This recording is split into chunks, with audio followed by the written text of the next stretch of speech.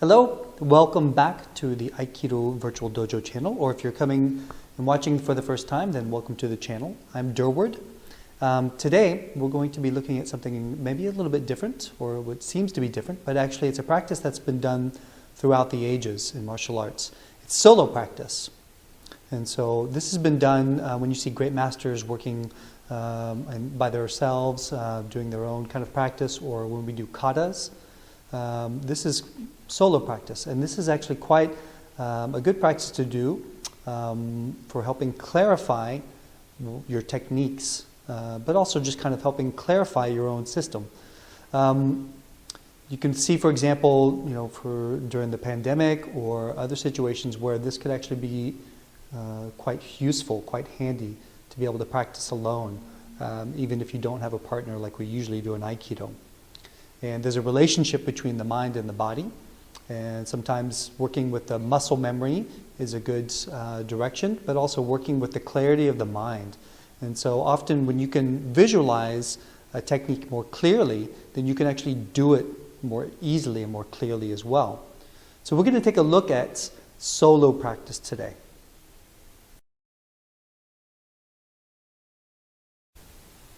So let's begin with the basic technique, one of the basic techniques, which is Shomen-uchi Ikkyo. So one thing which is good about solo practice is that I can focus on my movement, focus on my form, and I don't need to care about physically how the opponent, how the uke is reacting to my technique. So there is nothing like the uke moved in a strange way, I have to adapt, whatever. I can focus really on the execution of my form. So if you look at the form, I start with the basic hanmi. I raise my hand to connect the shomen-uchi, and I enter into the omote waza in this case. I turn my hips to take the balance of the uke, and I advance and get down into the immobilization. Okay, similar, if I do the ura waza version, start again from a hanmi,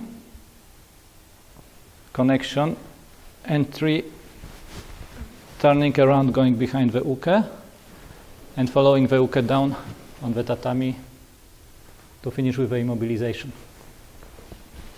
And this allows me really to be on my own and to put a lot of attention to each and every movement, each and every detail of the technique that I'm doing. So now let's look at another aspect that you can bring into your solo practice. And after you can include yourself and work on particular movements just by yourself, you can also imagine how your uke would be along with this. And you can even change ukes that would react differently. And so you can practice in different ways. You can practice the same technique, but maybe in slightly different ways, so that you can, adapt and being able to practice your same technique, but kind of work it in different ways and develop different areas. Okay, so let's take an example like katate dori shihonage. And I'm going to do what we normally do as a katate dori shihonage omote waza. So we begin with a katate dori grab, grabbing at the wrist. And I would also connect with my partner's wrist and hand. Okay, so I can start to include my partner. And even imagine kind of feeling the connection and the weight. Then as I change the feet, I can still imagine the partner and being in relationship to the partner and kind of feeling into my partner, kind of making an adjustment so that my partner is included in that movement and he begins to move or she begins to move or however your partner is.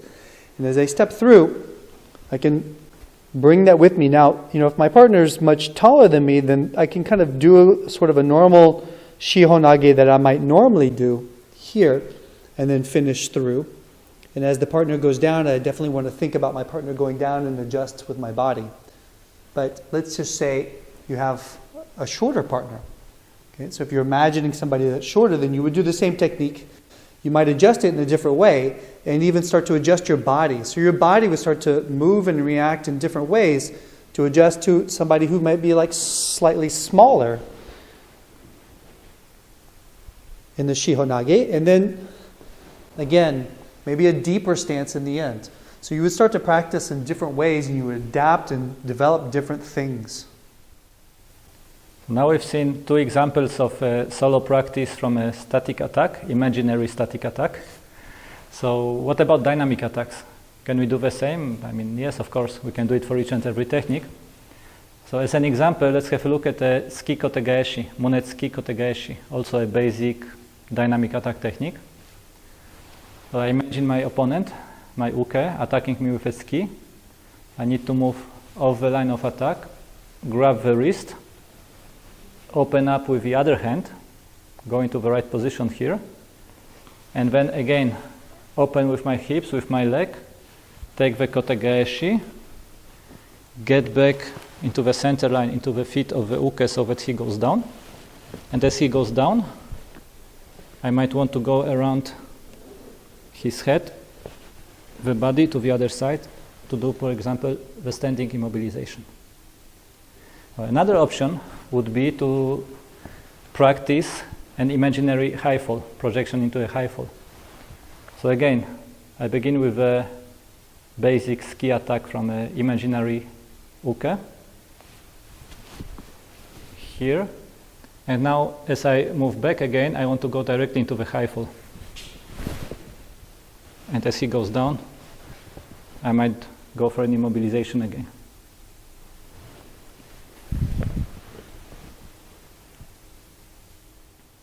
So let's take a look at one more example that we can do in solo practice.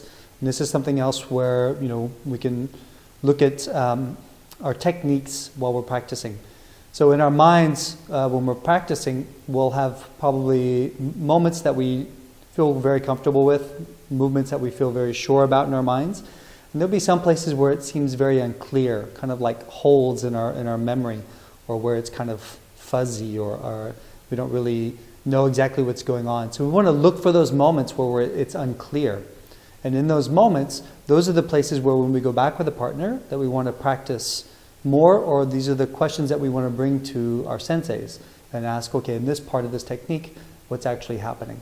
So we're going to use an example here, kind of a dynamic technique called Morota Dori Kaitenage.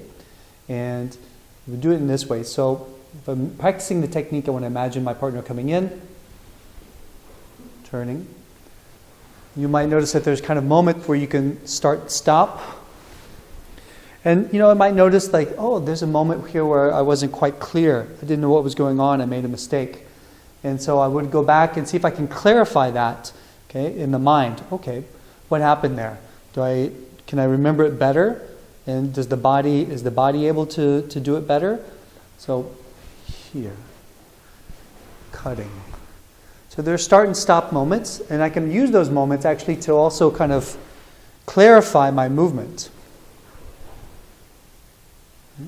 And kind of notice where maybe the difficulties are. So if I'm like, oh, how does that beginning work again? And then that's where I would need to work. So 1, 2.